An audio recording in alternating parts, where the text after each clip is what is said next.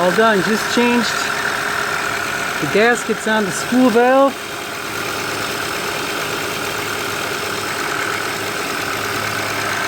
Nothing's leaking in there. Here's my tool shop. Here's the old ones. Just cleaned it with a little rubbing alcohol before I put the new ones in that I bought from Kraken on Amazon.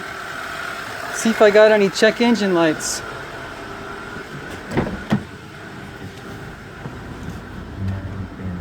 Oh boy, that's good. Only check engine light I have is the low tire. Because it's been sitting around in the garage for a while waiting for a warm day. So hallelujah, the warm day came. Set the Odyssey out here to warm up. So far so good. I'll let you know how she's going later. Bye.